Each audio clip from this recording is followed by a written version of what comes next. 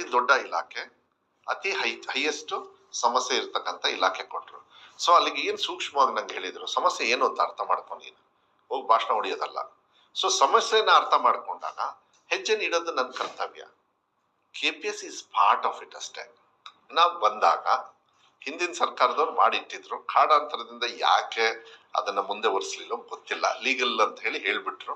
ನಾವು ಬಂದು 11ನೇ ತಿಂಗಳಿಗೆ ಅವರಿಗೆ ವರ್ಕ್ ಆರ್ಡರ್ ಕೊಟ್ರಿ, ಶಾಲೆಯಲ್ಲಿ ಪಾಠ ಹೇಳ್ಕೊಡಕ್ಕೆ 13,000 ಟೀಚರ್ಸು ಇದು ಶಿಕ್ಷಕರಾದ್ರು. ಅದರಲ್ಲಿ ಹೈಯೆಸ್ಟ್ ನಾವು ಕಲ್ಯಾಣ ಕರ್ನಾಟಕ, ಬಿಕಾಸ್ ತುಂಬಾ ಹೊಡೆತ ಬಿದ್ದಿದ್ದೆ ನಮಗೆ ಕಲ್ಯಾಣ ಕರ್ನಾಟಕದಲ್ಲೇ. ಪ್ಲಸ್ ನನಗೆ ಗೊತ್ತು ನಿಮ್ದೇನು ಇದೆ ಅಂತ ಹೇಳಿ, ನೀವು ರೇಷಿಯೋ ವ್ಯಾಲ್ಯೂ ಎಲ್ಲ ನಾನು ಟೀಚರ್ ರೇಷಿಯೋ ತೆಗೆದುಕೊಂಡ್ರೆ ನೀವು, ಯಾಕಂದ್ರೆ 5 ಮಕ್ಕಳಿದ್ದಾರೆ 10 ಮಕ್ಕಳಿದ್ದಾರೆ ಮಾಡೋದಕ್ಕಾಗೋದಿಲ್ಲ, ಹುಷಾರಾಗಿರ್ಬೇಕಾಗ್ತದೆ, ಅದನ್ನ ಮಾಡ್ತೀವಿ. ಇದಕ್ಕೆ ಬೆಸ್ಟ್ ಉತ್ತರ 2 ಉತ್ತರ ಕೊಡ್ತೀನಿ. ಈಗ ಒಂದು, ಅರ್ಜೆಂಟ್ ಆಗಿ ನೀವು ಟೀಚರ್ಸ್ ನ ರಿಕ್ರೂಟ್ಮೆಂಟ್ ಪ್ರೋಸೆಸ್ ಮಾಡೋದಕ್ಕಾಗದೇ ಇಲ್ಲ. 50,000 ಟೀಚರ್ ಶಾರ್ಟೇಜ್ ಇದೆ ನನಗೆ ಅಂತ ತೋರಿಸುತ್ತೆ.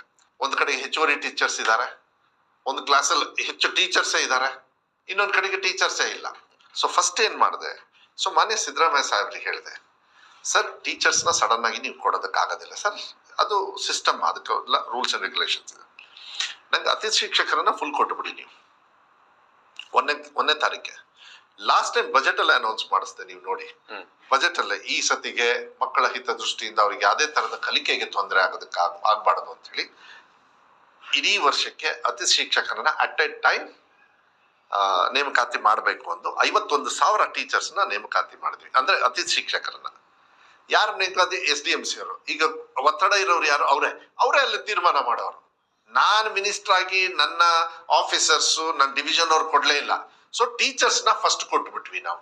ಸೊ ಟೀಚರ್ಸ್ ಪಾಠ, ಪೂಜಾರಂತೂ ಇದಾರ, ದೇವಸ್ಥಾನದಲ್ಲಿ ಪೂಜಾರಿ ಇದಾರ, ಮೇಸ್ಟ್ರ್ ಇದಾರೆ ತಾನೆ, ಮಕ್ಕಳು ಟೀಚರ್ ಹೇಳ್ಕೊಡಕ್. ಸೊ ಕ್ವಾಲಿಟಿ ಫಸ್ಟ್ ಡೇ ಇಂದ ಕಲಿಕೆಗೆ ತೊಂದರೆ ಆಗಿಲ್ಲ. ಸ್ಟ್ಯಾಂಡ್ ಬೈ ಇದು ಅಷ್ಟೇ. ನೆಕ್ಸ್ಟ್ ಪರ್ಮನೆಂಟ್ ಏನ್ ಮಾಡಿದ್ರಿ ಮಧು ಅವರೇ? ಪರ್ಮನೆಂಟ್ ಏನ್ ಮಾಡಿದ್ರಿ? ನಾನು 10,800 ಟೀಚರ್ಸ್ ನ ರಿಕ್ರೂಟ್ಮೆಂಟ್ ಪರ್ಮಿಷನ್ ತಗೊಂಡೆ ಮಾನ್ಯ ಸಿದ್ದರಾಮಯ್ಯ ಸಾಹೇಬ್ರ ಹತ್ರ.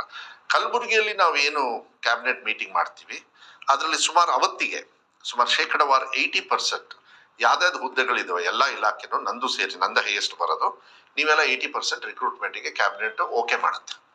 ಓಕೆ ಮಾಡಿದ ತಕ್ಷಣ ಪ್ರೋಸೆಸ್ ಸ್ಟಾರ್ಟ್ ಮಾಡ್ತೀನಿ. ಅಫ್ಕೋರ್ಸ್ ಅದು ಸಮ್ ಲೀಗಲ್ ಬ್ಯಾಟಲ್ ಇದೆ, ಯಾವ್ದು ನಮ್ಮ ಒಳ ಮೀಸಲಾತಿ ಇರೋದ್ರಿಂದ ಸ್ವಲ್ಪ ಅದು ಡಿಲೇ ಆಗುತ್ತೆ, ಬಟ್ ತಗೊಳ್ತೀನಿ. ನೆಕ್ಸ್ಟ್ ಜೂನ್ ಒಳಗೆ ನಾನು ಟೀಚರ್ಸ್ ಬರಬೇಕು ಅಂತ ಹೇಳಿ ನಾನು ಫೈಟ್ ಮಾಡ್ತಾ ಇದ್ದೀನಿ. ಅದು ಒಂದ್ ಕಡೆಗೆ.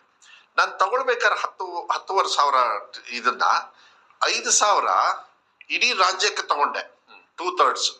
ಬಟ್ 1/3ಗೆ 5,800 ಕೊಟ್ಟೆ. ಸೊ ಕಲ್ಯಾಣ ಕರ್ನಾಟಕ ಭಾಗಕ್ಕೆ 5,800 ಹೌದು ಜಾಸ್ತಿ ತಗೊಂಡೆ. ಸೊ ಇದ್ರ ಜೊತೆಗೆ ಕಲ್ಯಾಣ ಕರ್ನಾಟಕದಲ್ಲಿ ಆಗ್ಲೇ ಕಲ್ಯಾಣ ಕರ್ನಾಟಕ ಫಂಡ್ ಅಲ್ಲಿ LKG UKGಗೆ ಟೀಚರ್ಸ್ ರಿಕ್ರೂಟ್ಮೆಂಟ್ ಟೆಂಪರರಿ ಮಾಡ್ಕೊಂಡ್ವಿ ನಾವು, ಅವರೇ ಸಂಬಳ ಕೊಡ್ತಾ ಇದ್ದಾರೆ ಈಗ. ಸೊ ಅಲ್ಲೂ ಕೂಡ ಮೇಲ್ ಬಂತು. ಸೊ ಕೊರತೆ ಟೀಚರ್ಸ್ದು ನಮಗೆ ಯಾವುದೇ ಕಾರಣಕ್ಕೂ ಇಲ್ಲ. ಇನ್ಫ್ರಾಸ್ಟ್ರಕ್ಚರ್ ಕೊರತೆ ಇದೆ, ಅದು ನೆಕ್ಸ್ಟ್ ಲೆವೆಲ್ಗೆ ಬರೋಣ. ಈಗ KPS ಅಂತ ಹೇಳಿದ್ನಲ್ಲ, KPS ಎಲ್ಲರಿಗೂ ಆವರೇಜ್ ಆಗಿ 2 ರಿಂದ 3 ಕೊಟ್ವಿ.